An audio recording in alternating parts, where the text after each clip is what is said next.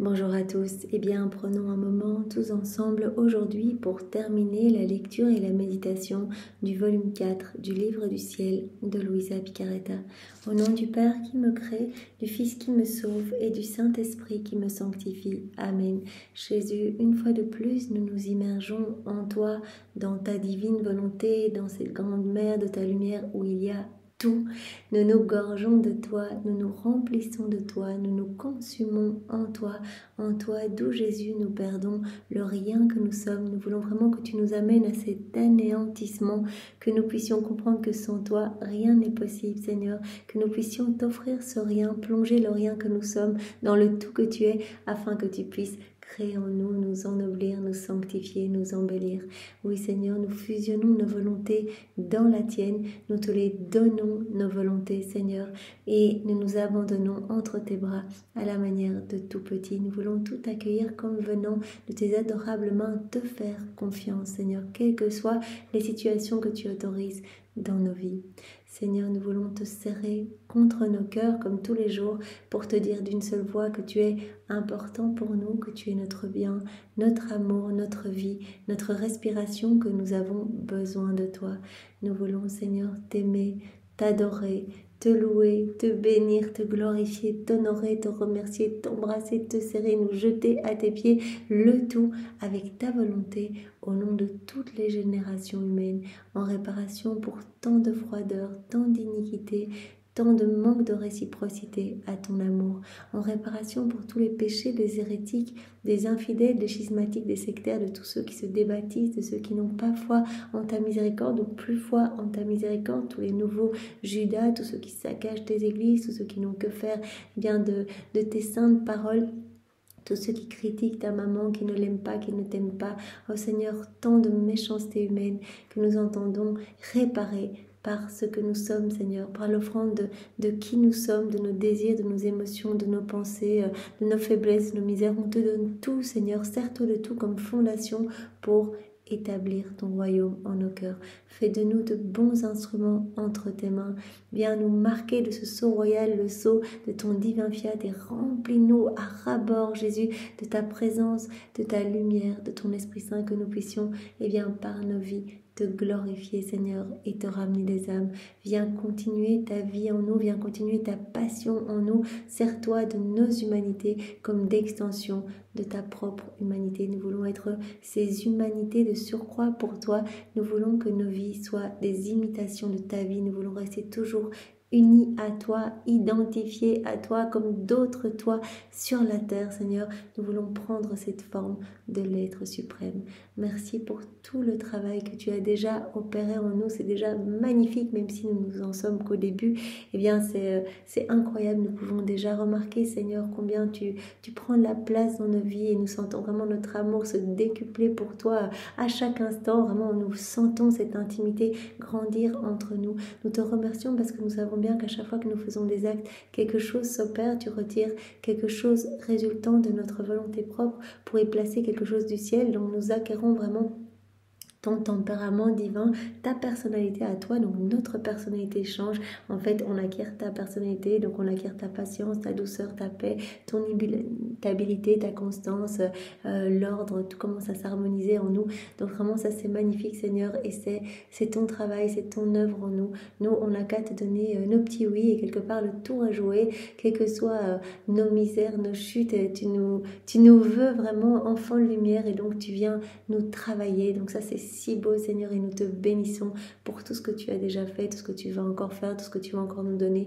À chaque fois que tu nous donnes une vérité, Seigneur, tu ne fais pas que nous la donner, tu viens placer dans nos cœurs la semence du bien dont tu nous parles. Donc vraiment, c'est magnifique, tu nous parles de l'obéissance, tu viens nous donner la semence de l'obéissance, et au plus nous en parlons, au plus nous relisons des passages relatifs, au plus cela grandit en nous. Donc tu travailles notre obéissance à ta sainte volonté, tu nous parles de la pureté d'intention, et bien tu nous purifies en même temps, tu nous parles de l'humilité, tu viens décaper et pulvériser notre orgueil. C'est juste tellement incroyable tout ce travail que tu opères.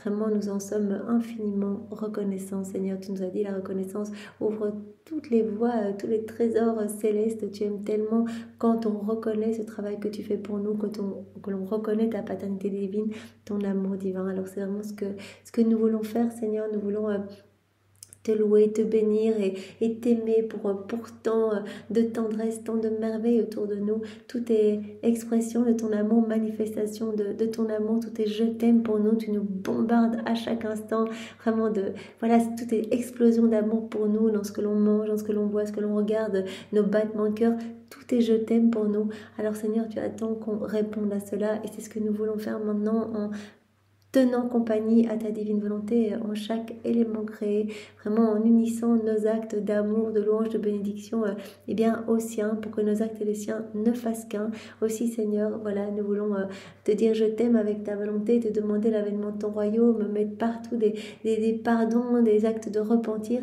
sur chacun de ces éléments. On va le faire au nom de tous, donc on place cela sur chaque feuille, chaque tige, chaque herbe, chaque brindille, chaque molécule d'air, chaque particule de lumière sur le soleil, ses rayons, ce que ces rayons vont toucher, les étoiles, leurs sentiments, les planètes, les galaxies, dans l'immensité des cieux, sur chaque goutte d'eau, chaque grain de sable, chaque atome de terre, chaque semence que ces semences vont produire, voilà, chaque animal, insecte, bestiole, chaque espèce minérale, végétale, chaque petit caillou, partout Seigneur, toi tu sais, notre intention est de recouvrir toute la création d'amour pour toi en reconnaissance de ton amour, vraiment pour répondre à ton amour, te dire que tu es merveilleux et vraiment que nous sommes tellement heureux d'être tes enfants. Alors vraiment Seigneur, et partout nous plaçons également toutes les paroles du Notre Père, que ton royaume vienne s'établir. Nous voulons faire de même dans l'œuvre de la rédemption, te suivre partout ta maman depuis l'instant 1 de sa conception dans le sein de Sainte Anne jusqu'à son assomption, le tout incluant toute ta vie. Nous voulons être là près de vous, nous unir à vous dans toutes vos peines, vos réparations, vos souffrances, vos soupirs, vos prières, voilà, tous vos actes. On est avec vous à chaque instant et on remet en mouvement que tout cela se réactualise dans nos cœurs, mais également dans tous les cœurs, avec tous les fruits qui y sont attachés. On sait bien que tu redoubles à chaque fois qu'on s'unit à toi, tu redoubles encore les cadeaux, donc vraiment nos cœurs sont en train de regorger de tous les fruits de la rédemption, multipliés et remultipliés encore, et vraiment cela rejaillit dans les cœurs de tous nos frères et sœurs. Donc Seigneur, vraiment nous te bénissons et nous voulons voilà, offrir à ton Père eh bien, voilà ton amour, l'amour de Maman Marie, pour lui demander l'avènement du royaume de la divine volonté. Nous voulons aussi parcourir les sacrements, puisque tu as dit « Je vous attends dans toutes mes œuvres et je souffre de solitude ». L'Esprit Saint gémit de solitude dans les sacrements. Alors, nous sommes là, Seigneur. Tu nous as parlé de la vraie adoration qui était en fait cette union. Quand on vient te tenir compagnie, on n'adore pas quand on reste comme ça devant le Saint-Sacrement en pensant à autre chose. C'est vraiment l'union des volontés qui vraiment... nous amène à cette véritable adoration. Donc Jésus attend notre compagnie. Alors Seigneur, nous voulons être avec toi dans chaque ciboire, chaque tabernacle, chaque hostie consacrée. On est là et on te dit qu'on t'aime et on s'unit à toi dans absolument tout ce que tu fais. On vient sécher tes larmes, Seigneur, dans tous les cœurs qui t'ont reçu, qui te reçoivent, qui te recevront. Et dans ces cœurs, on te dit Jésus, je t'aime, je me convertis, je me repens, je viens chercher tous les actes suspendus de ma vie pour que ma vie soit conforme à ta volonté et que tes plans puissent s'accomplir pour moi. Et Seigneur, vraiment, je te laisse le maître de tout mon être. Je te laisse cette domination complète et absolue sur ce que je suis. Voilà, on le dit au nom de ces personnes qui ont communié, peut-être mal disposées, qui communient, qui communieront. Et on répare, Seigneur, on refait toutes les communions dans ta divine volonté, les adorations, les entrées de messe, les sorties de messe, les prières avant et après te recevoir. On répare tout, Seigneur. Parce qu'avec ta volonté, on peut tout réparer et te donner à chaque instant toute la gloire que tous auraient dû te donner si c'était conformé à tes grâces et était devenu tout saint. Alors voilà, Seigneur, nous voulons aussi le faire t'accompagner dans le sacrement du baptême, le sacrement de la réconciliation, de l'ordre des malades, le sacrement de la confirmation, du mariage. Voilà, dans les 7 sacrements, nous sommes avec toi, nous accueillons tout ton amour et au nom de tous, voilà, nous faisons nôtre cet amour, nous ajoutons je t'aime et nous te redonnons tout au nom de tous tes enfants en réponse à ton amour. Tu attends cela, en fait, ce retour d'amour. Merci Seigneur de nous avoir donné Maman Marie aussi, qui est si merveilleuse, si douce, qui est notre avocate privilégiée, qui est la dispensatrice de toutes les grâces passent par son cœur pour venir dans nos cœurs.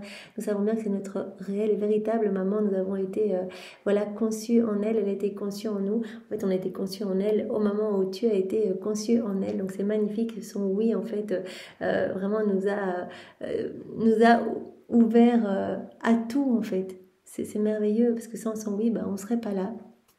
Et d'ailleurs, tous les éléments de la création sont marqués du fiat de la Vierge Marie. Alors Marie, nous te remercions. Nous savons aussi que tu as été conçue en nous pour nous apporter Jésus. Donc tu es toujours là où Jésus se trouve, tu es toujours là. Et donc vraiment, on a tous notre Jésus et notre maman Marie. Et Marie, elle vient donner à Jésus ce qu'on lui donne mal, ce qu'on lui donne peu, voilà, quand on le reçoit et qu'on est complètement dissipé, qu'on est ailleurs, bien Marie vient consoler son adorable Fils pour nous. Alors Marie, vraiment, nous te bénissons, toi qui es la reine du royaume de la divine volonté, qui nous y veut dans ce royaume. Voilà, tu nous as dit, ce royaume, c'est mon royaume, mais il est vide, il est désert. Donc je vous y attends, pas pour que vous soyez des âmes à mon service, des âmes servantes, mais que vous soyez des âmes comme moi, en fait, des âmes reines. En fait, je veux vous partager ma maternité, je veux vous partager mon héritage, je veux que vous soyez heureuses, je veux que vous possédiez tout, que vous soyez propriétaire d'absolument tout. C'est ce que mon Fils veut vous donner, ce qu'il veut, je le veux aussi. Et donc vraiment, laissez-vous travailler par ses mains. Et on sait très bien que Marie passe son ciel à prier pour nous, à intercéder pour nous, pour que nous puissions rester dans la divine volonté, continuer à faire nos actes, ainsi que tout le ciel. Ils sont tous en prière, ils sont tous subjugués par tout ce qui se passe dans nos cœurs, parce qu'à chaque fois, il y a des choses incroyables, de nouvelles créations, à chaque fois qu'on fait des actes, à chaque fois qu'on médite, à chaque fois qu'on fait une ronde, etc. Jésus prononce, les paroles de la consécration aussi sur notre âme. Donc vraiment, chaque acte, c'est comme une hostie, c'est une vie divine, mais il prononce aussi son fiat créateur. Donc vraiment, nouveaux cieux secrets, nouvelles étoiles, nouvelle sainteté, nouvelle beauté. À chaque fois qu'on s'unit aussi à la divine volonté opérante dans les éléments créés, on reçoit en même temps tous les attributs divins qui sont cachés partout. Donc vraiment, nos âmes deviennent de plus en plus belles et les saints s'en réjouissent. Ils ont comme nos petits portraits dans le ciel et vraiment, ils sont là, mais qui a fait un acte dans la divine volonté sur la terre? C'est magnifique et on peut refaire leur vie, on peut renouveler tous leurs actes d'amour pour tout réoffrir à la Trinité pour qu'ils en tirent une gloire accidentelle et que la Trinité reçoivent une gloire nouvelle. Donc c'est vraiment magnifique, en fait, vraiment cette puissance créatrice qui nous est donnée avec ces dons de la vie dans la divine volonté, qui n'est absolument pas un don méritoire. Donc vraiment, on n'a pas à s'enorgueillir de quoi que ce soit. C'est Jésus qui nous donne vraiment, et il nous donne tout. Il suffit que vraiment nous soyons là à donner nos petits oui le matin et à redonner des petits oui au long de la journée, tout au fil de la journée, et ça y est, quelque part, il opère cette vie de miracle, ce prodige des prodiges, parce que chacun de nos actes, ça ébranle le ciel et la terre, c'est juste magnifique, ça sauve des milliers d'âmes, etc. Enfin, c'est tellement beau comme nous le savons.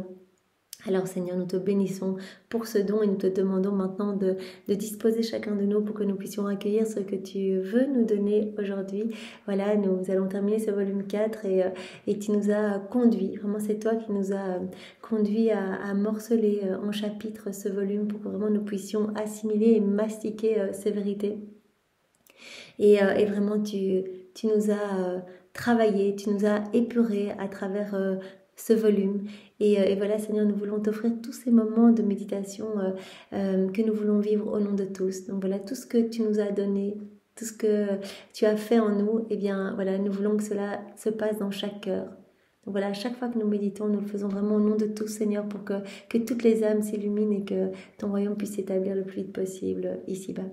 Viens, Esprit Saint, viens par la puissante intercession du cœur immaculé de Marie, ton épouse bien-aimée. Viens, Esprit Saint, viens par la puissante intercession du cœur immaculé de Marie, ton épouse bien-aimée. Viens, Esprit Saint, viens par la puissante intercession du cœur immaculé de Marie, ton épouse bien-aimée. Seigneur, c'est toi qui prends les commandes de ce moment, qu'il n'y ait rien d'humain en nous qui puisse faire des interférences. Vraiment, nous sommes tous ces petits voiles te cachant à l'œuvre, Seigneur, et que tu puisses, trouver de la joie dans ce moment, que de nombreuses âmes puissent revenir en masse à ton cœur, et que tu puisses être parfaitement glorifié, adoré et aimé par ce moment, Seigneur.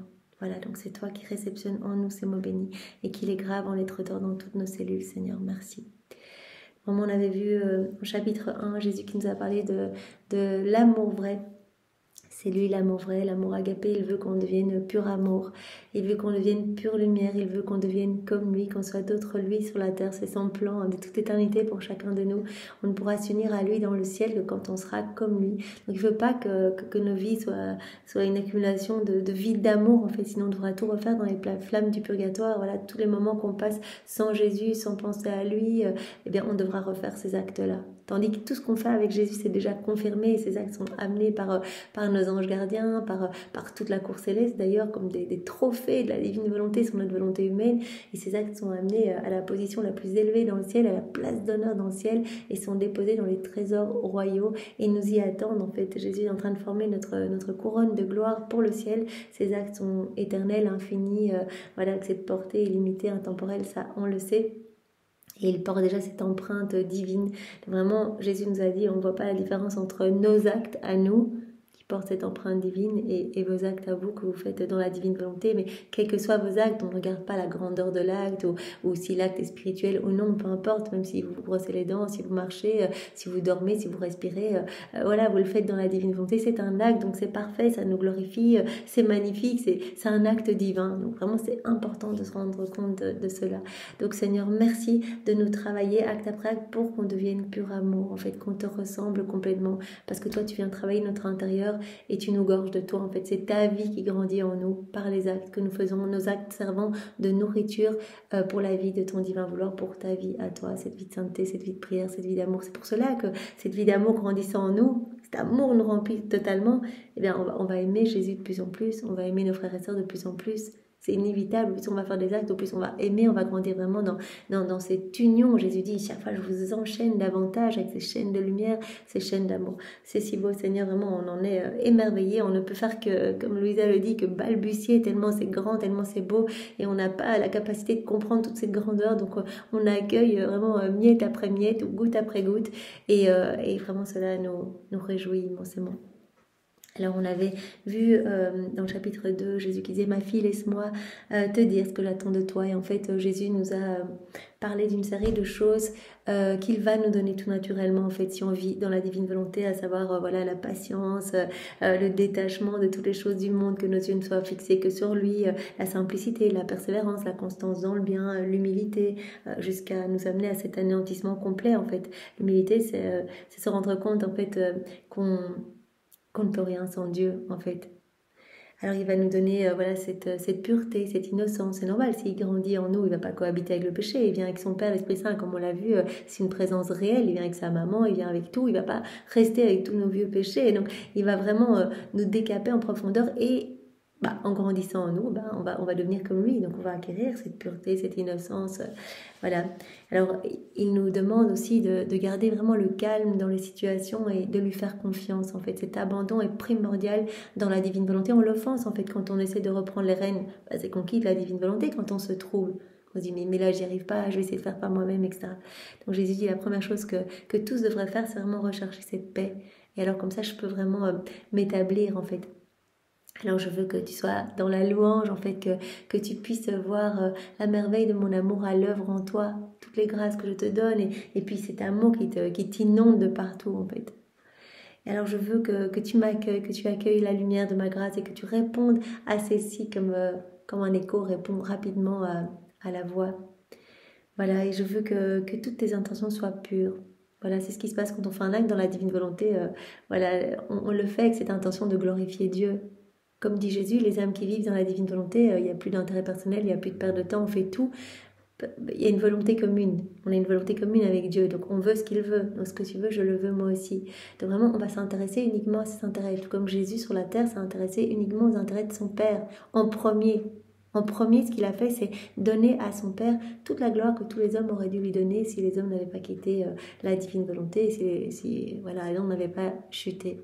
Et donc voilà, Jésus veut qu'on agisse de la sorte aussi, que nos yeux ne soient fixés que sur lui et qu'on le glorifie continuellement, qu'on répare continuellement, qu'on pense à lui, et tout le temps, en fait, son amour est jaloux, il nous aime immensément et veut qu'on soit dans cette exclusivité, qu'on lui donne tout, en fait. Il n'y a pas de compromis, on n'a pas la place de notre cœur pour nous remplir de nous-mêmes, de nos intérêts personnels, des choses du monde et de Dieu. Non, il veut toute la place. Et il veut qu'on fasse tout avec cette intention de lui plaire, en fait. Ça, c'est vraiment magnifique. Jésus dit, je fais mes délices de tout ce qui est fait par amour pour moi. Donc vraiment, l'homme doit chercher à me faire plaisir en toutes choses. Alors Jésus nous a dit, je veux que tu nourrisses de la foi, mais c'est lui la foi. Comme il nous l'avait dit dans les premiers volumes, je suis la foi, je suis l'espérance, je suis la charité, cet amour. Et donc ces trois vertus théologales sont intimement liées, en fait, reflètent ce mystère trinitaire comme un feu. Voilà, la chaleur, la lumière et le feu, intimement liés. Et donc voilà, Jésus s'il vit en nous, bien sûr, voilà, on va être nourri de cette foi, de cette espérance. C'est ce qu'on dit d'ailleurs dans les prières de la divine volonté. On dit divine volonté infuse en moi la foi de Marie très sainte, l'espérance de Marie très sainte et la charité de Marie très sainte. En fait, plus de toi Jésus et moins de nous. C'est toi Jésus la foi, donc grandis à fond en nous et qu'il n'y ait plus rien de nos volontés propres en nous. En fait, on veut vivre sans volonté propre. Enfin, que notre volonté soit absorbée complètement dans la tienne, que tu sois à l'heure à 100% en nous.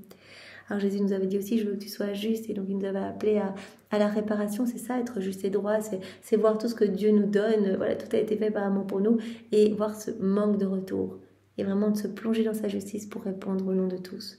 Et Jésus nous avait demandé une fois de plus d'être charitable, et il nous avait voilà, fait une hiérarchie de la charité. En premier, il nous a vraiment demandé d'offrir nos prières, etc., nos actes eh bien, aux intentions, au nom et pour les âmes du purgatoire qui ne peuvent plus rien faire pour elles-mêmes. Et ce sont vraiment ces âmes chéries, ces âmes saintes, ces âmes épouses en fait. Il les veut, mais comme on l'a vu hier, en fait, ces âmes s'élancent continuellement, mais ne peuvent pas encore soutenir cette lumière si pure. Et donc elles sont contraintes de revenir dans les flammes du purgatoire. Donc nous, on peut offrir plein de choses pour les âmes du purgatoire. Et ça, c'est vraiment quelque chose qui fait fort plaisir à Jésus.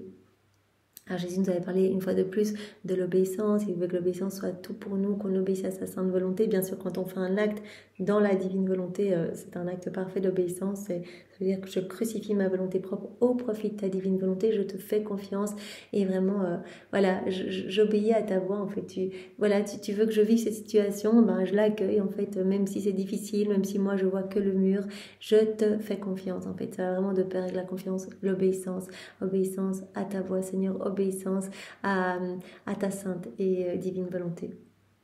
Alors, donc, on a vu différents exemples d'ordre donné à Louisa. Elle, bien sûr, elle est sous obéissance de son confesseur.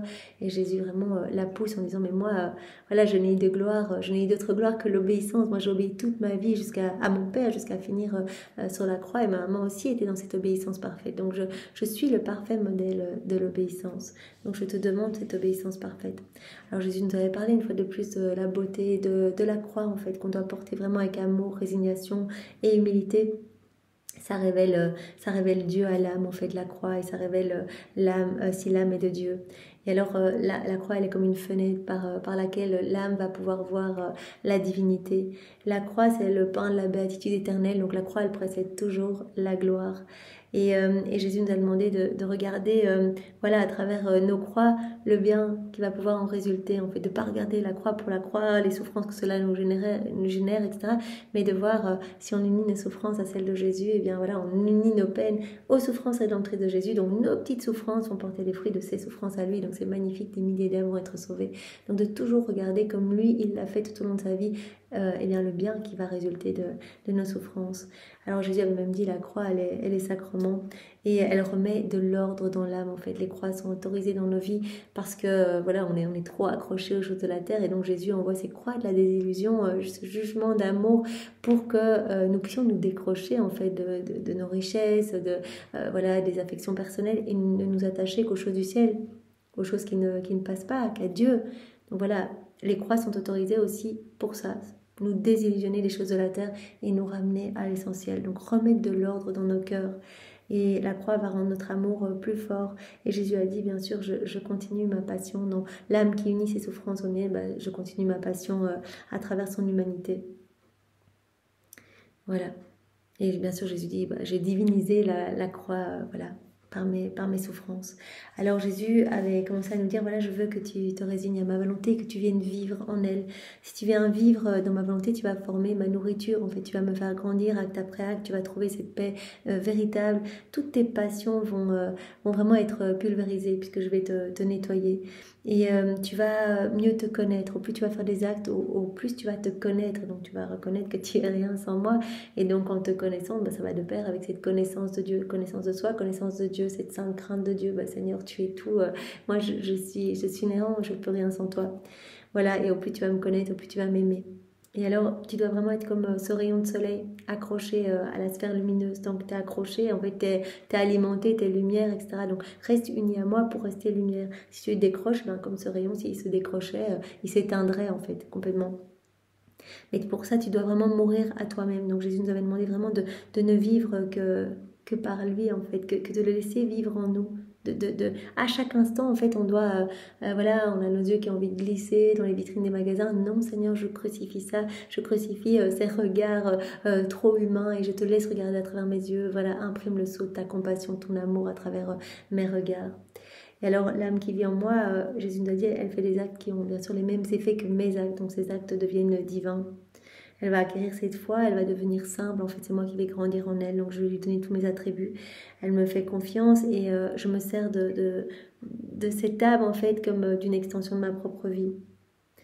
Elle va se nourrir de mes œuvres, elle sera semblable à moi, elle laissera ma vie couler en elle et faire le bien à travers elle. Et elle va posséder le centre divin. En fait, c'est moi qui m'installe, hein, comme on le sait, avec son Père et l'Esprit Saint. Donc, on va posséder ce centre divin. Jésus a pris cet exemple. Voilà, si elle me donne son rien, ben, c'est comme une toile vierge. Moi, je vais pouvoir peindre dessus, peindre mon image divine. Cette âme va créer vraiment cette façon divine d'opérer, puisque c'est moi qui vais opérer à partir de son corps, de ses mouvements, de ses gestes, de ses paroles. Et elle va attirer en elle la Trinité. Donc voilà. Et alors, elle va faire tout mon contentement, cette âme. Voilà, elle fait ma joie, je crée en elle mon paradis. Son âme est pour moi un palais céleste. Donc je me sens bien en elle et je viens déposer mes peines, mes amertumes, mais je peux créer en elle, m'amuser en elle. Et elle devient comme une maman pour moi.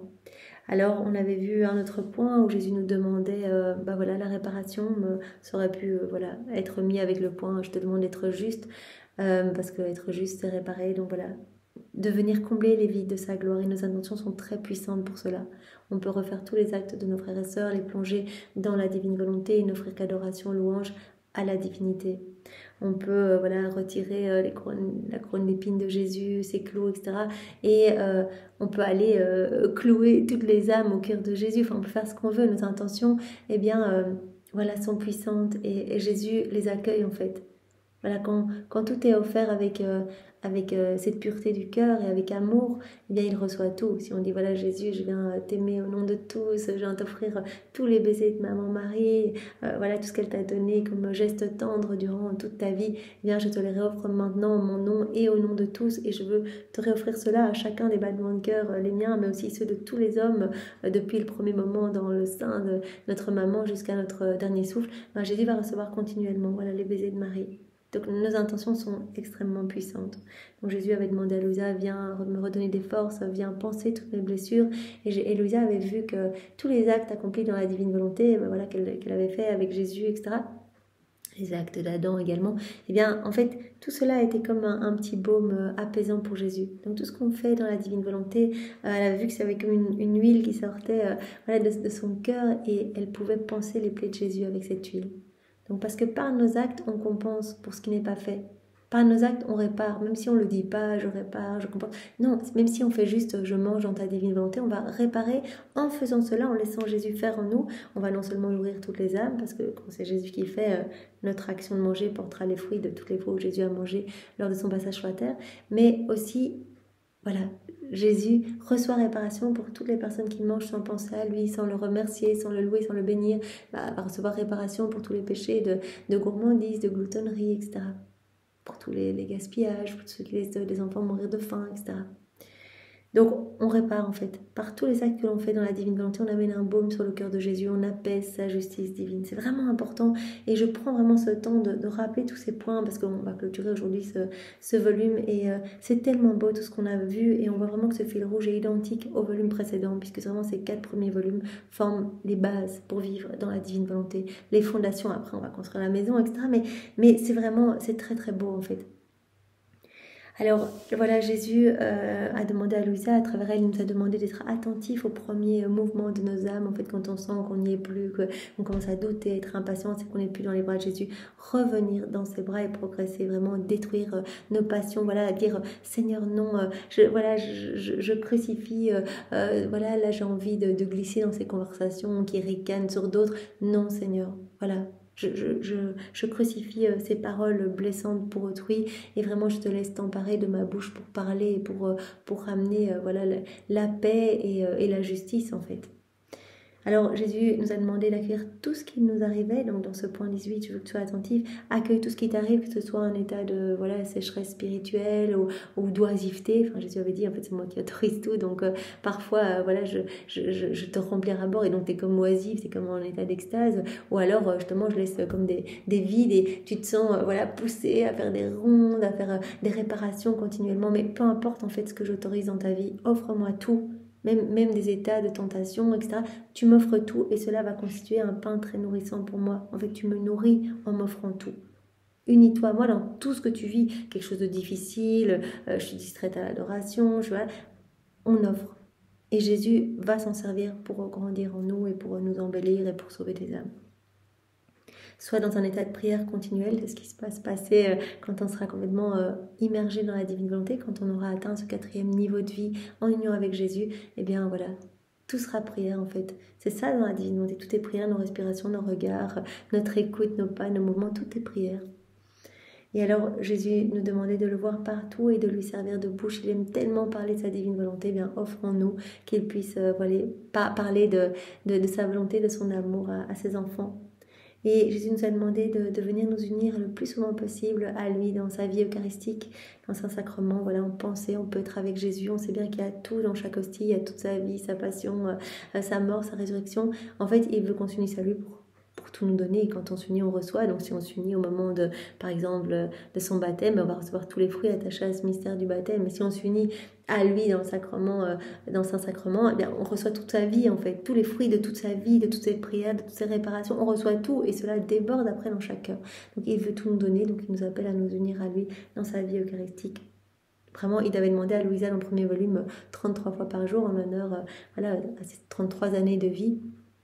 Et bien sûr, c'est un chiffre symbolique, on peut le faire, en fait, ça veut dire à chaque instant, parce que 33 fois par jour, voilà, si on compte des petites journées, c'est une fois toutes les demi-heures ou toutes les 20 minutes en fonction de, voilà, de la durée de la journée. Mais donc, ça veut dire, en fait, tout le temps, pense tout le temps à moi et viens t'unir à moi, en fait. Voilà, il devient amour et aime-moi continuellement. Puis on avait vu le chapitre 3, l'échange des cœurs, vous vous rappelez, c'est trop beau, Jésus qui avait pris le cœur de Louisa, parce que Louisa avait demandé que son cœur à elle soit totalement conformé au cœur de Jésus. Donc il avait pris son cœur, il l'avait mis dans son cœur à lui. Et alors il avait insufflé, il avait soufflé 3 souffles de lumière à la place du cœur de Louisa. Il l'avait rempli d'amour. Il avait dit, je veux que tu passes de l'état d'union à l'état de consommation. Et pour vivre dans cet état de consommation, d'être totalement brûlé, en fait, d'être absorbé en moi continuellement, en fait, tu dois vivre avec ton cœur devenu comme mon cœur ou avec mon cœur. Et donc il avait dit quel cœur tu veux et Louise avait dit que ta volonté soit faite et donc il lui avait placé son cœur à lui en fait dans le cœur de Louisa. Il avait dit maintenant que tu vis avec mon cœur, je te donne des nouvelles règles de vie, je veux que tu sois toujours dans cette parfaite conformité à ma volonté en fait pour pouvoir m'aimer avec cet amour divin.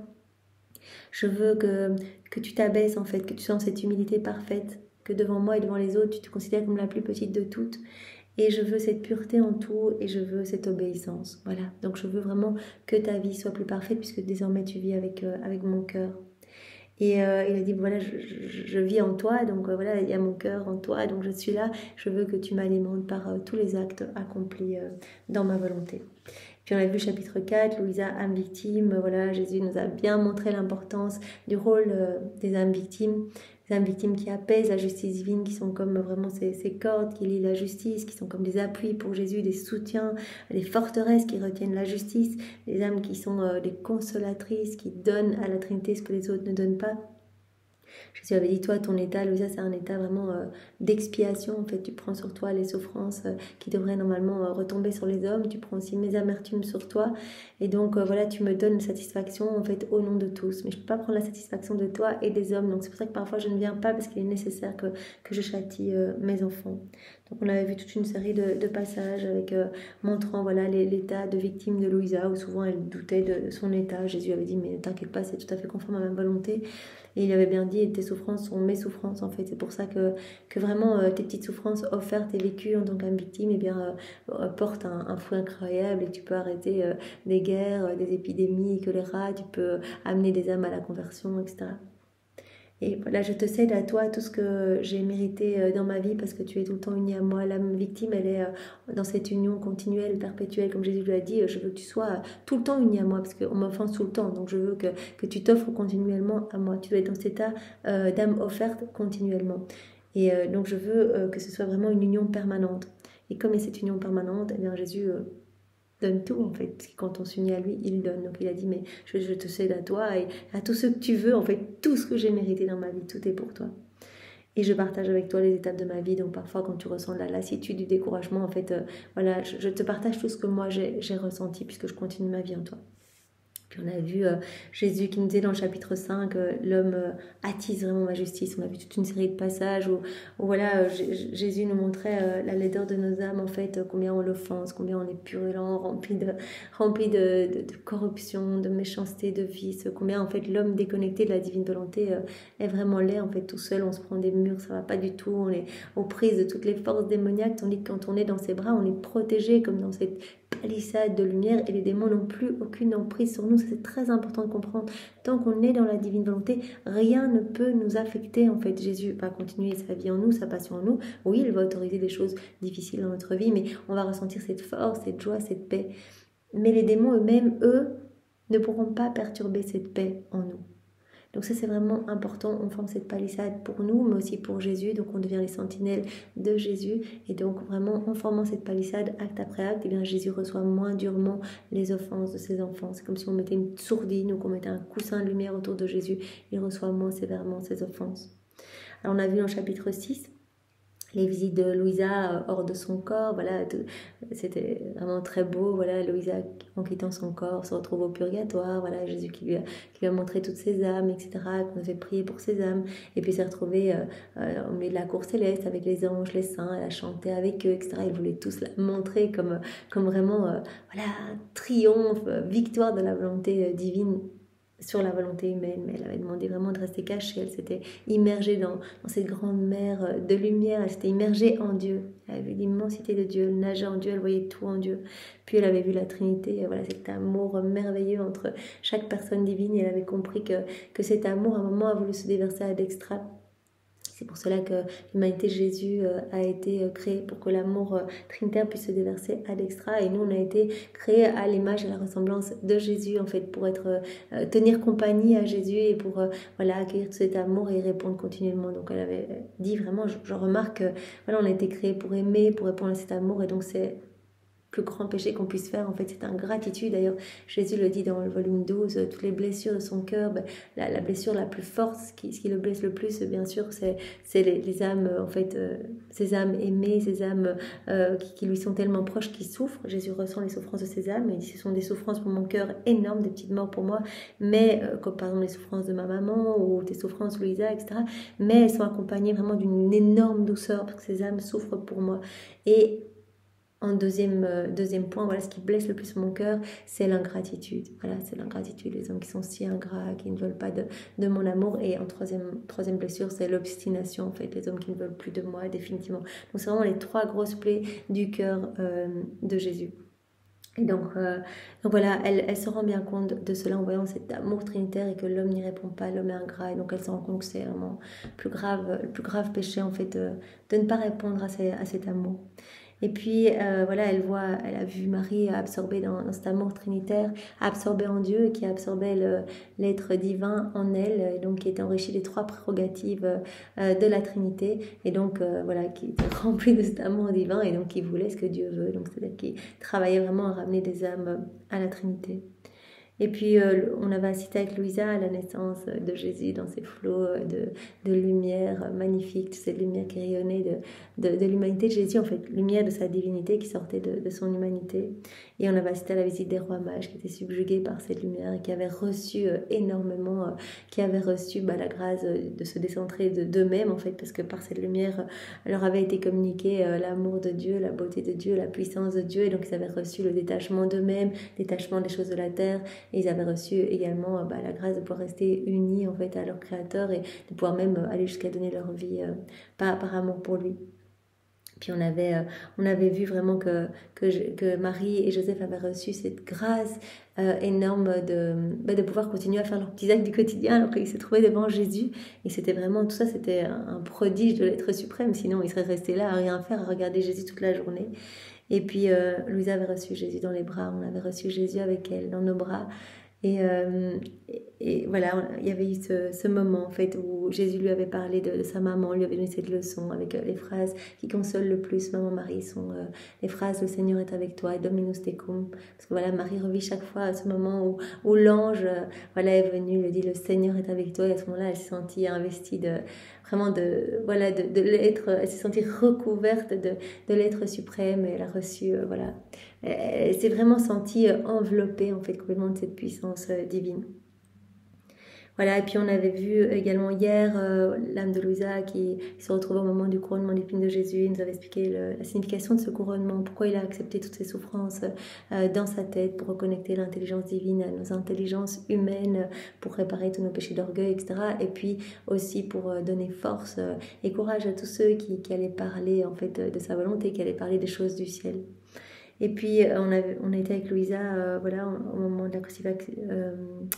Non, avant ça, on s'est retrouvé avec Jésus au moment où Pilate dit Ecce homo, et donc Jésus a emmené Louisa, nous a emmenés à travers le monde, et lui-même prononçait ces paroles, voici l'homme Ecce homo, et il nous a montré qu'en fait personne ne voulait de lui, même chez les âmes dévotes, les âmes lui étant consacrées, eh bien voilà, personne ne voulait de lui, pour lui tout seul, tout le monde voulait du confort avec, des intérêts, et en dehors des âmes consacrées, personne ne voulait de lui, on était crucifie-le, etc.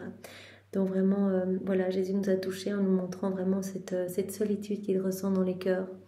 Et puis nous avons été avec Louisa au moment de la crucifixion de Jésus, et voilà, Jésus nous a montré que sur la croix, voilà, il avait réparé il a pris tous nos péchés, toutes nos offenses, et il a réparé pour tous de manière générale et pour chacun en particulier.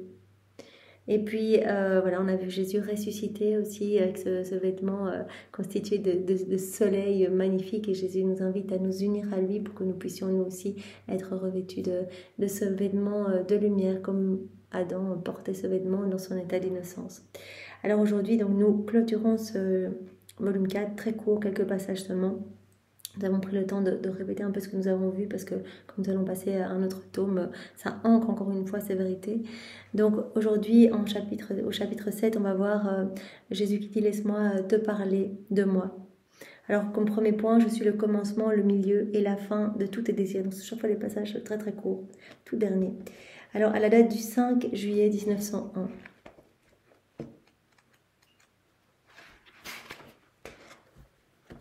Pendant que j'entretenais une certaine crainte au sujet de l'état de mon âme, mon adorable Jésus vint à l'improviste et me dit « Ma fille, ne crains pas, car moi seul, je suis le commencement, le milieu et la fin de tous tes désirs. » Elle se demande parfois si son état est conforme à la volonté de Dieu, si ce n'est pas le fruit de son imagination, d'hallucination, vraiment des démons, etc.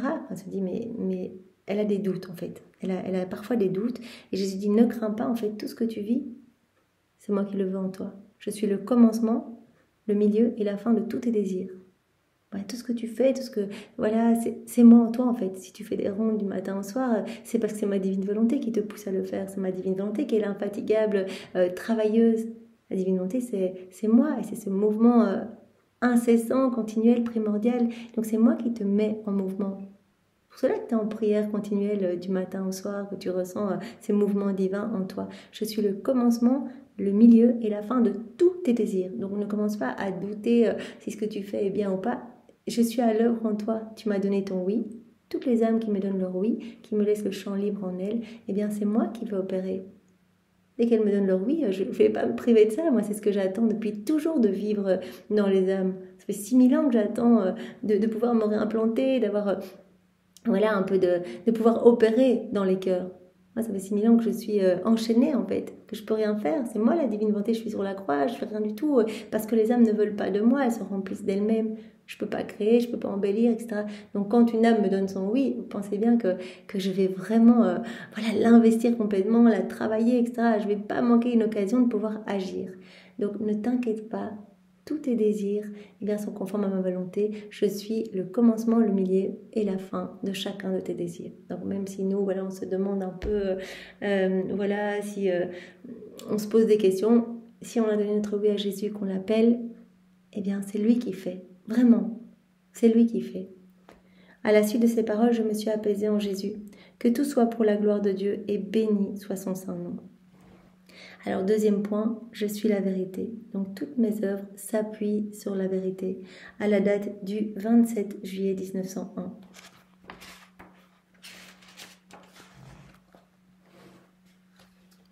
Mon confesseur avait soulevé certains doutes, et quand Jésus bénit vint, il était avec mon confesseur. Jésus lui disait « Mon œuvre est toujours appuyée sur la vérité, et bien qu'elle semble parfois obscure, cachée sous les énigmes, on ne peut cependant faire autrement que de dire qu'elle est conforme à la vérité. Toutes mes œuvres s'appuient sur la vérité. » Donc vraiment, ne doute pas en fait, c'est moi qui suis à l'œuvre en Louisa, c'est mon travail en elle.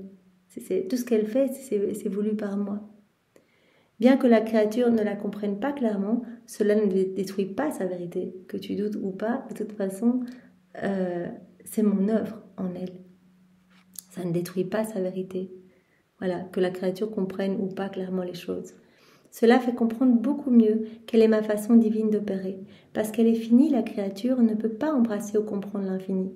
Voilà, c'est normal que vous ne compreniez pas tout. Vous êtes des êtres créés, vous êtes des êtres finis. Vous ne pouvez pas comprendre tout ce travail. Moi qui suis, moi qui suis l'infini, moi qui suis la puissance, c'est impossible pour nous, pour une intelligence créée, de comprendre, une œuvre aussi grande. Au plus, l'âme peut en comprendre et en embrasser quelques lueurs.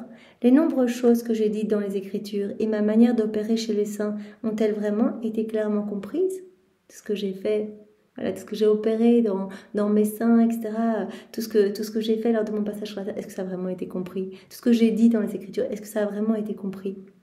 Oh, que de choses sont restées dans l'obscurité et dans l'énigme. Combien d'esprits doués et d'esprits savants se sont fatigués et essayent de les interpréter. Et qu'est-ce qu'ils en ont compris ?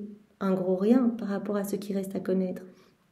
Comme Louisa le disait hier, nous, on peut faire que balbutier, même si on passait toute notre vie à apprendre par cœur tous ces écrits du ciel, vraiment à nous gorger seconde après seconde, on comprendra encore qu'une goutte. C'est immense, et nous on est des petits êtres créés, on n'a pas la capacité, mais ce qui est chouette c'est que Jésus, acte après acte, ronde après ronde, méditation après méditation, il dilate notre âme pour vraiment qu'on acquiert une plus grande capacité, pour acquérir plus de son amour, plus de connaissance de lui, etc. Donc on grandit dans cette connaissance, mais ça reste une petite goutte par rapport à cette mer de lumière. Même les saints, les anges, ils comprennent pas tout dans le ciel, ils sont gorgés au max qu'ils peuvent. Les saints, ils sont remplis de l'amour de Dieu, mais en fonction de leur capacité, et s'ils ont beaucoup émis sur la terre, ils ont une un peu plus grande capacité, et donc ils vont être remplis en fonction de cette capacité, mais on ne pourra jamais tout saisir, c'est pas possible, parce qu'on est des êtres finis, on est des êtres créés. Qu'est-ce qu'ils ont compris ? Un gros rien par rapport à ce qui reste à connaître. Cela compromet-il la vérité pour autant ? Pas du tout. Cela la fait même resplendir davantage. Jésus dit, peu importe que vous ne compreniez pas tout, que cela suscite des doutes, ça change rien en fait, que c'est mon œuvre. Voilà, c'est mon œuvre qui s'opère en Louisa. Voilà, cette créature que j'ai choisie, parce que c'était la plus petite de toutes. Là, vraiment, on a pris l'âme la plus humble, en fait, la plus vidée d'elle-même, en fait, parce qu'elle allait être la plus facile à travailler. On a fait plusieurs fois le tour du monde pour la trouver. Et voilà, et c'est notre œuvre en elle. Ce qu'on veut, c'est que ce soit la première créature, avec le péché originel, qui laisse la divine volonté complètement souveraine en elle. Louisa est notre chef de file, Louisa est la dépositaire de tout ce qui est relatif à la divine volonté. Donc peu importe que vous compreniez ou pas, c'est cette œuvre divine qui s'opère en Louisa. C'est pourquoi ton œil doit chercher à discerner s'il s'agit de la vraie vertu, si on ressent en tout qu'on est dans la vérité, bien qu'il y ait parfois obscurité. Même si parfois on ne comprend pas tout, tu dois discerner s'il s'agit de la vraie vertu, si on ressent en tout qu'on est dans la vérité. Parce que, je suis la vérité et toutes mes œuvres s'appuient sur la vérité. Pour le reste, il faut se tenir tranquille et dans la sainte paix. Donc, sois dans la confiance, ne doute pas, laisse-moi agir en toi. Cela dit, Jésus disparut et je suis revenue dans mon corps. Alors, en troisième point, J'ai été l'administrateur de la très sainte Trinité et toi, Louisa, tu es ma représentante. Je veux que tu continues vraiment à faire ce que j'ai fait. Donc moi, j'étais cet administrateur de la très sainte Trinité à la date du 27 décembre 1901.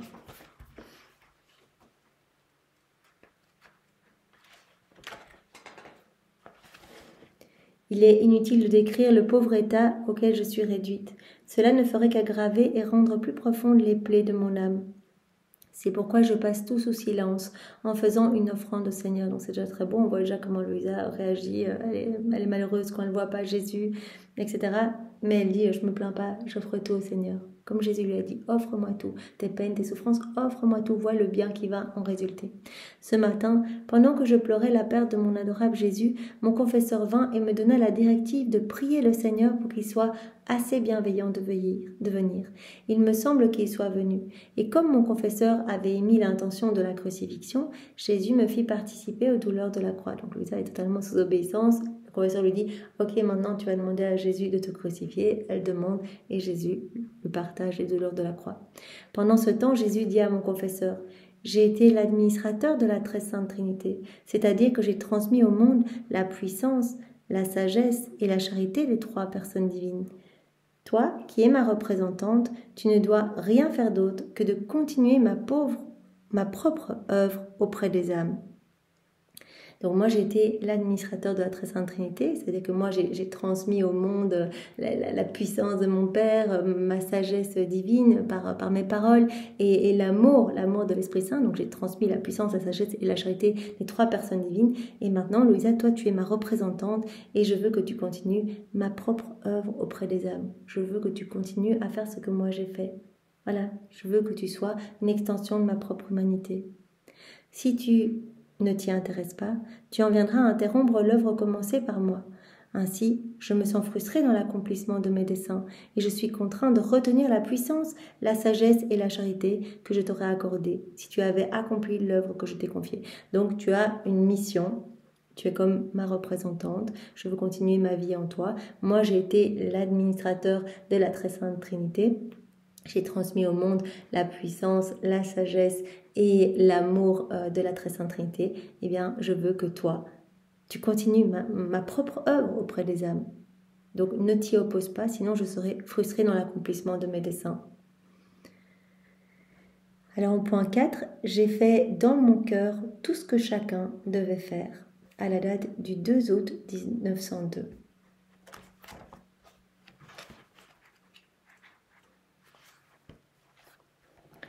Ce matin, j'éprouvais beaucoup de mal. Mon adorable Jésus est venu à l'improviste, en répandant des rayons de lumière. Je me suis trouvée investie de cette lumière, et je ne sais comment, je me suis retrouvée à l'intérieur de Jésus-Christ. Et voilà Jésus qui vient tout irradiant de lumière, et donc elle se plonge dans cette lumière, et elle se retrouve à l'intérieur de Jésus. Qui pourrait dire combien de choses j'ai comprises à l'intérieur de cette humanité très sainte? Je peux seulement dire que la divinité dirigeait en tout l'humanité de Jésus. C'est important qu'on comprenne que l'humanité de Jésus n'était qu'un petit voile cachant la divinité à l'œuvre, cachant la divine volonté opérante, agissante, cachant cette divinité pleinement souveraine. Et comme la divinité peut faire en un seul instant autant d'actes que chacun de nous peut ou veut en faire durant toute sa vie, et comme la divinité opérait dans l'humanité de Jésus-Christ, j'ai compris clairement que tout au cours de sa vie, Jésus béni refaisait pour tous en général et pour chacun en particulier tout ce que chacun devait faire envers Dieu. Puisque c'était la divinité de Jésus, sa divine volonté qui était à l'œuvre, qui régnait en lui, eh bien elle a compris que la divinité, elle peut faire autant d'actes que chacun de nous pourrait ou voudrait en faire tout au long de sa vie, en un instant. Et donc, Jésus, en fait, nous a vus à travers les siècles, il a repris chacun de nos actes déconnectés du divin vouloir, il a tout vaincu avec sa volonté propre, sa volonté humaine, et il a tout refait pour chacun de nous, pour chacun de nos actes, il a tout refait avec sa divine volonté. Voilà, sa divine volonté pouvant faire, comme nous l'a remarqué ici, autant d'actes que tous pourraient ou voudraient faire tout au long de leur vie. Donc j'ai compris que Jésus béni avait refait pour tous en général et pour chacun en particulier tout ce que chacun devait faire envers Dieu. Donc voilà, Jésus a repris tous nos actes pour donner continuellement à son Père amour, gloire au nom de tous, pour chacun de nous.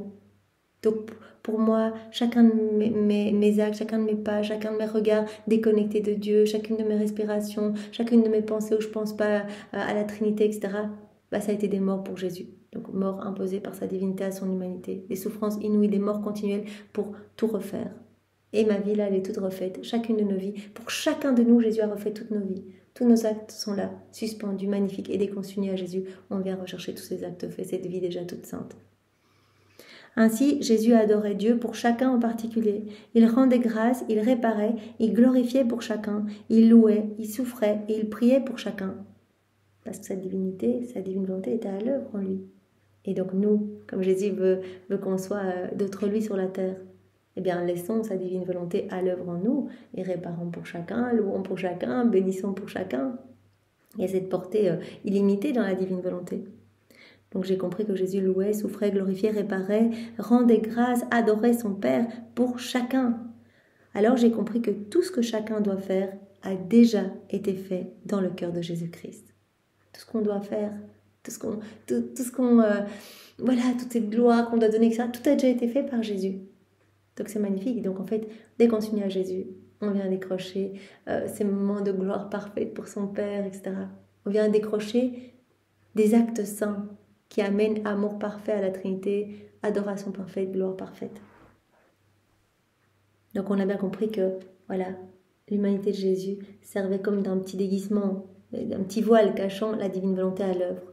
Et donc Jésus veut que pour nous ce soit la même chose, que notre corps ici, là, notre corps qu'on voit, notre chair, soit comme un petit voile, le cachant à l'œuvre. Il veut prendre toute la place en nous et il veut prendre les rênes de nos vies, les commandes de nos existences. Voilà, que ce soit lui en nous. Et quand c'est lui qui agit, évidemment, il y a cette portée magnifique. Et nos actes sont divins.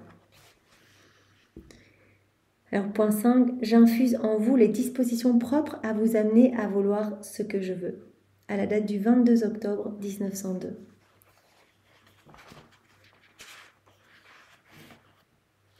Ce matin, mon adorable Jésus est venu pendant quelques instants. Tout indigné, il m'a dit « Lorsque l'Italie aura bu jusqu'à la lie les plus fétides ordures, au moins au point de se noyer, et de sorte qu'on dira « Elle est morte, alors elle ressuscitera. » Donc Jésus autorise voilà, toujours des choses. On dit voilà, on aura l'impression qu'elle sera complètement morte l'Italie, mais en fait voilà, il y aura un bien qui va ressurgir de tout cela. Elle ressuscitera à ce moment-là. Ensuite, devenu plus calme, Jésus ajouta « Ma fille, lorsque je veux quelque chose de la part de mes créatures, j'infuse en elles les dispositions propres à les amener à vouloir ce que je veux. » Voilà, Jésus veut que nous fassions nos rondes, etc., que nous soyons complètement offerts à lui, que nous pensions à lui continuellement, que nous fassions nos actes. Il va infuser en nous les dispositions nécessaires pour que nous voulions ce qu'il veut de nous, ce qu'il veut pour chacun de nous. Donc il veut qu'on vive dans sa divine volonté, il va placer dans notre cœur les dispositions pour qu'on arrive à vouloir ce que lui veut, qu'on lui demande ce don de la vie dans la divine volonté. Donc il vient infuser dans nos cœurs, il vient infuser en nous les dispositions pour nous amener à vouloir ce que lui veut pour nous. Lorsque je veux quelque chose de la part de mes créatures, imaginons voilà Jésus qui veut qu'on s'offre l'âme victime ou que sais-je, voilà. Eh bien, il va toucher notre cœur, il va nous travailler, il va infuser en nous les dispositions pour que nous puissions nous offrir, en fait. Voilà, pour que nous puissions vouloir ce que lui veut. Jésus qui veut, par exemple, qu'on fasse des nuits d'adoration, il va infuser en nous les dispositions pour que nous puissions vouloir lui offrir ce que lui veut de nous. Jésus veut que voilà qu'on jeûne pour réparer, etc., qu'on lui offre voilà des petits sacrifices, ou que sais-je. Il va infuser en nous les dispositions pour que nous puissions vouloir lui offrir ce que lui veut, ce qu'il attend de nous, et ainsi de suite. Donc vraiment, les exemples peuvent se décliner à l'infini. Donc c'est lui qui vient infuser en nous ce qu'il attend de nous, ce qu'il veut que nous lui offrions, pour que nous puissions vouloir lui offrir en fait ce que lui veut qu'on lui offre. Ainsi, dans l'état dans lequel tu te trouves, calme-toi. Donc ton état est voulu par moi en fait. Cela dit, il disparut, et je suis restée préoccupée par ce qu'il m'avait dit. Donc en fait, tout vient de Dieu. Voilà. Et une fois de plus, la boucle est bouclée, nous ne sommes rien, Seigneur, on ne peut rien faire de bien sans toi. Donc C'est toi qui mets tout en nous, qui infuse en nous les dispositions pour qu'on puisse vouloir t'offrir ce que toi tu veux que l'on t'offre, qu'on puisse vouloir ce que toi tu veux, que tu attends de nous. Merci Seigneur, tu es si grand. Et comme dernier point, pour clôturer ce volume 4 et pour clôturer ce chapitre 7, dans mon cœur se trouve l'arbre de vie, à la date du 5 novembre 1902. Ce matin, mon adorable Jésus se fit voir dans mon intérieur, et il me sembla qu'il avait un arbre planté dans le cœur. L'arbre était si profondément enraciné que ses racines semblaient atteindre la pointe du cœur. Un arbre dans le cœur de Jésus, Louisa le voit. En somme, l'arbre semblait avoir pris naissance en même temps que la nature humaine de Jésus. Voilà, cet arbre qui a pris naissance en même temps que l'humanité de Jésus. C'est l'arbre de vie, l'arbre de la rédemption, l'arbre de l'humanité de Jésus. Voilà, j'étais émerveillée. J'étais émerveillée de voir la beauté, la spécificité et la hauteur de cet arbre. Il semblait toucher le ciel et ses branches semblaient s'étendre jusqu'aux dernières limites du monde. Lorsque Jésus le béni me vit aussi émerveillée, il me dit « Ma fille, cet arbre a été conçu en même temps que moi dans le centre de mon cœur. Depuis ce temps, grâce à cet arbre de la rédemption, donc c'est l'arbre de vie, c'est l'arbre de la rédemption, j'ai éprouvé dans le plus profond de mon cœur tout ce que l'homme allait faire de bien et de mal. Avec cet arbre de vie, cet arbre de la rédemption, j'ai éprouvé dans mon cœur tout ce que l'homme allait faire à travers les siècles de bien et de mal. L'homme câblé à moi. Il est aussi appelé l'arbre de la vie, de sorte que toutes les âmes qui se tiennent unies à cet arbre, accrochés à cet arbre, recevront la vie de la grâce dans le temps.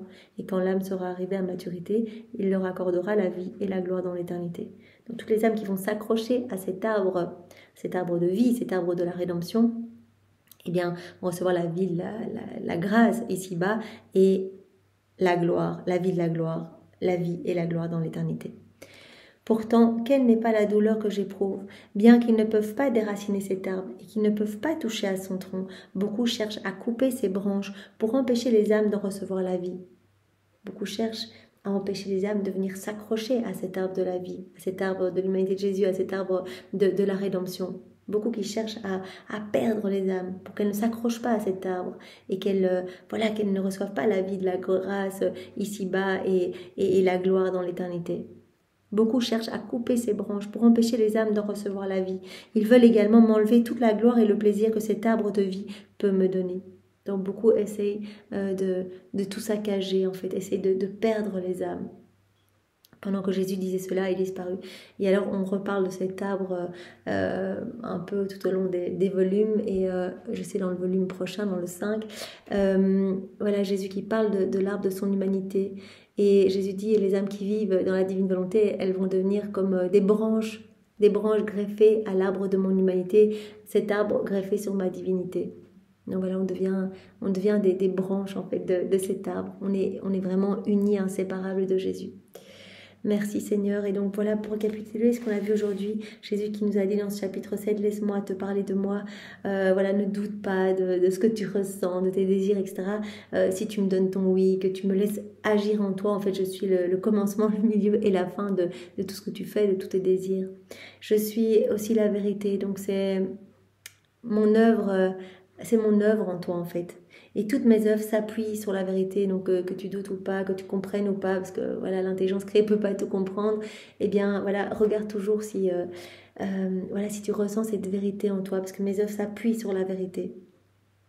Alors Jésus dit à Louisa, tu es comme ma représentante. En fait, moi j'ai été l'administrateur de la Trinité, et tu es ma représentante. Donc je veux que tu continues ce que moi j'ai fait en fait. Voilà, je suis venue amener, donner la puissance, la sagesse et l'amour en fait au monde, à mes enfants. Je veux que toi, eh bien, tu fasses ce que moi j'ai fait. Voilà, que tu me glorifies continuellement comme moi j'ai glorifié mon Père, et que tu répares pour tes frères et sœurs, et que voilà, tu les ramènes à mon cœur. J'ai fait dans mon cœur ce que chacun devait faire en fait, et Louisa elle comprend cela en voyant que voilà, le corps de Jésus voilà, n'était qu'une petite enveloppe cachant la divine volonté à l'œuvre. Et donc, il pouvait faire en un instant, eh bien, pour chacun, refaire pour chacun nos actes et donner à son Père ce que tous et que chacun aurait dû donner. Donc voilà, j'ai fait dans mon cœur tout ce que chacun devait faire. Et nous, si on laisse la divine volonté faire en nous, eh bien, nos actes auront aussi cette portée universelle, intemporelle. On va pouvoir toucher des âmes du passé, des âmes du futur, des âmes autour de nous. Et j'infuse en vous les dispositions propres à vous amener à vouloir ce que je veux. Donc je travaille vos cœurs, je dispose vos cœurs, j'infuse en vous les dispositions pour vous amener à vouloir bien, ce que j'attends de vous, ce que je veux de vous. Donc je suis vraiment à l'œuvre en vous, si vous me laissez l'autorisation d'agir en vous. Merci Seigneur, prends toute la place. Et voilà, et Jésus a montré à Louisa que dans son cœur, il y avait cet arbre de vie, l'arbre de son humanité, l'arbre de la rédemption, et que c'est vraiment un arbre vraiment bien planté, et que toutes les âmes qui allaient s'accrocher à cet arbre, eh bien, voilà, allaient recevoir la vie de la grâce, et allaient pouvoir avoir la gloire dans l'éternité, mais qu'il y a beaucoup d'âmes qui cherchent à éloigner les autres de cet arbre de la rédemption. Couper les branches, voilà, pour empêcher les âmes d'en recevoir la vie. Donc cela fait souffrir Jésus. Donc voilà, nous sommes appelés à réparer, à offrir nos vies, à nous greffer à Jésus, à ces petites branches greffées à l'arbre de son humanité et voilà, à le laisser totalement vivre en nous. Merci Seigneur de nous avoir si bien guidés pour vraiment méditer ce volume 4. C'est tellement beau, tu nous as tant donné.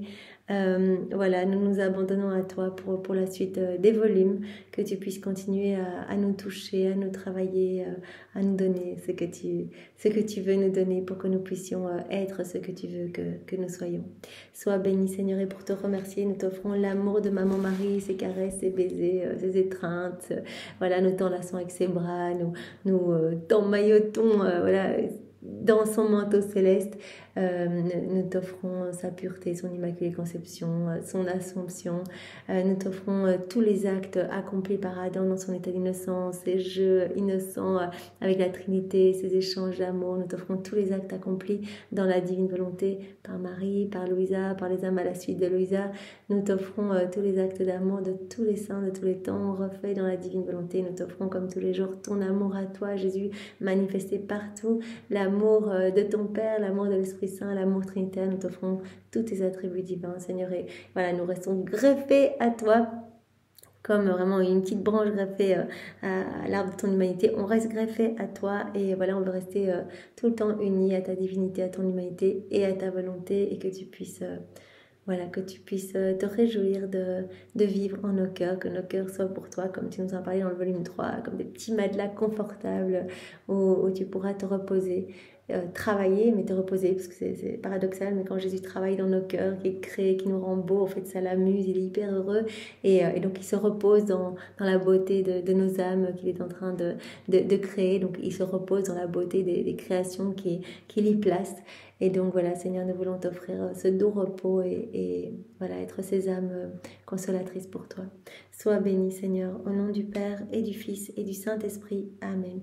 Passez une belle journée. Soyez tous bénis. Au revoir.